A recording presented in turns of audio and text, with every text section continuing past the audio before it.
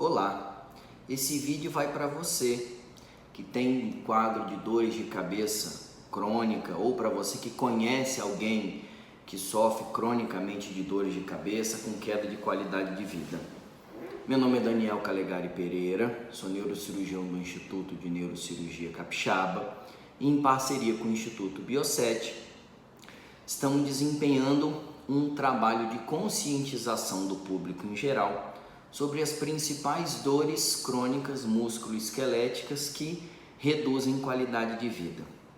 Antes, aproveita para se inscrever no nosso canal, curte esse vídeo se você gostou, ativa o sininho de notificação para ajudar a disseminar essa ideia de conscientização. Então vamos lá, isso vai ser uma reflexão, tá? Desses anos que eu venho atendendo em consultório e nesse momento eu vou destinar um espaço para as dores crônicas musculoesqueléticas da região crânio-facial. O que eu percebi? Eu venho acompanhando no consultório que existem muitos pacientes que têm uma piora da qualidade de vida com quadros de dores de cabeça crônicas, vem utilizando cronicamente medicamentos e isso começa a atrapalhar a esfera biopsicossocial do paciente, a autoestima do paciente, porque algumas dúvidas não ficam bem resolvidas com o próprio paciente. Mas como assim?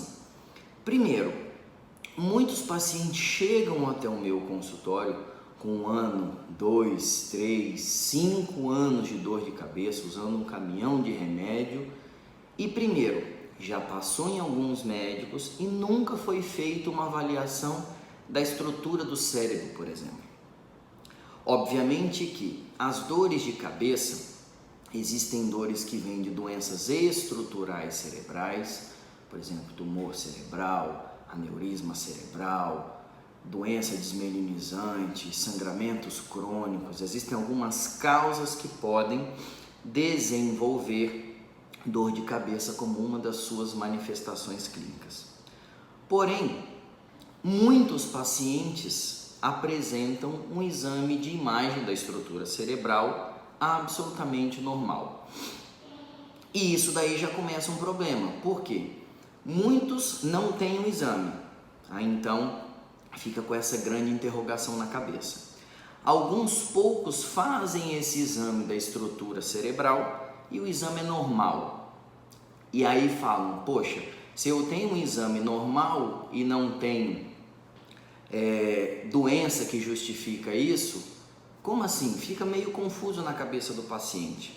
E isso vai causando um problema da parte de frustração, de angústia. Geralmente é um paciente que vem com ansiedade, às vezes com transtorno do pânico por conta disso, porque tem queda da qualidade de vida, queda da performance profissional, às vezes tem problemas de relacionamento em casa por conta disso, tá? E aí a gente já começa alguns desdobramentos que são importantes que, ao longo dessa minha prática clínica, essa era uma pergunta que eu me fazia. Por quê? Como existe uma aura mística dentro do sistema nervoso, do cérebro, de tudo isso, se você for puxar na sua memória, o cérebro, de uma maneira geral, é um dos poucos órgãos, que não talvez seja o único, que você aceita usar um remédio cronicamente para tratar um problema dele tendo exames normais. E você não se pergunta por isso. Por exemplo, se você vai ao ginecologista, faz um exame de mama absolutamente normal, os exames de imagem são absolutamente normais, e aí ele chega para você e fala bem assim, então, vamos começar um tratamento de quimioterapia? A gente usa cronicamente um remédio e vida que segue. Aí você vai falar, poxa, mas a mama está normal, não tem nenhuma alteração do exame, poxa, eu vou usar cronicamente um remédio, não tem uma outra justificativa? No cérebro a gente permite isso. E aí eu comecei a ver em alguns pacientes que muitos deles mantinham um certo perfil, não da estrutura do cérebro, porque era uma estrutura normal, mas um perfil da engrenagem que se conecta àquilo. Então hoje, quando a gente lida com dor crônica, principalmente dores crônicas músculo-esqueléticas da região crânio-cervical, tá? Obrigatoriamente a gente precisa investigar não só a estrutura do cérebro, como também a estrutura do corpo que está conectado ali.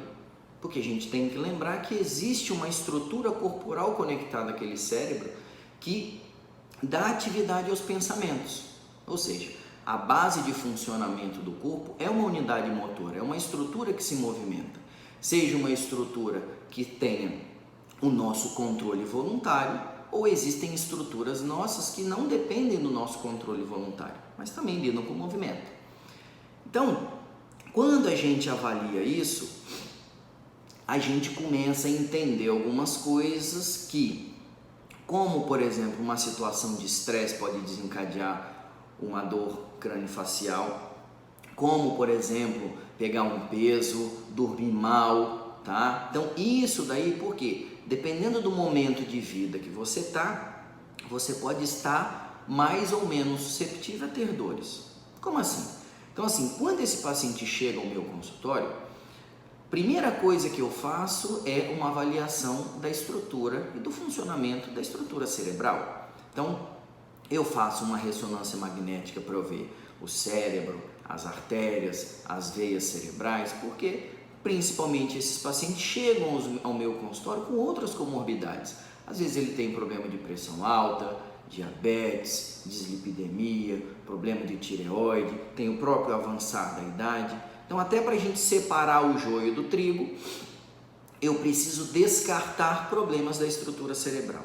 A maioria das vezes, como eu falei, essa estrutura cerebral está normal. Só que a investigação não para por aí. Então, se eu comparo esse paciente com o carro, eu fiz a avaliação do motor do carro. E aí, suponhamos que eu fale que é um paciente de 40 anos e esse motor do carro equivale a uma Ferrari de 40 anos. Então, a estrutura corporal, obrigatoriamente, para ter a mesma performance, precisa ser uma Ferrari de 40 anos. Se a estrutura corporal for um Gol, por exemplo, eu vou ter um problema de desproporção de performance biomecânica.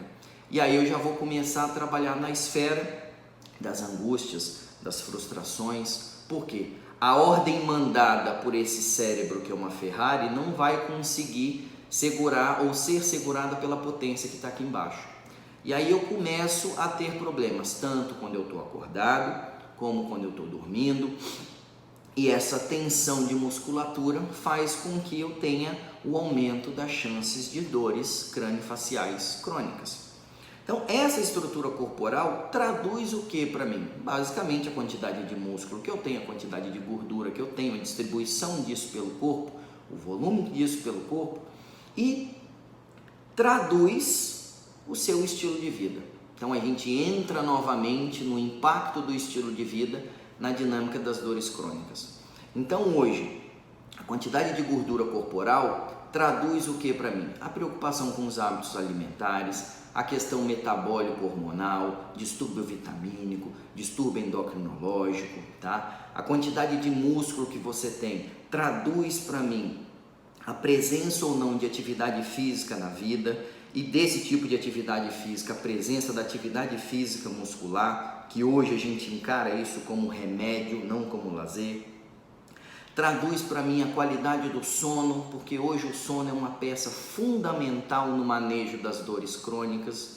Então a foto da estrutura corporal hoje, ela traduz para mim o estilo de vida. E se eu não manejar esse estilo de vida, se eu não adaptar essa estrutura corporal para a performance cerebral que você queira ter, o tratamento não evolui. Então, quando a gente trata só a crise de dor de cabeça, eu estou tratando só a ponta do iceberg. E aí o cérebro vai ficando resistente ao remédio, porque é uma estrutura que não é besta.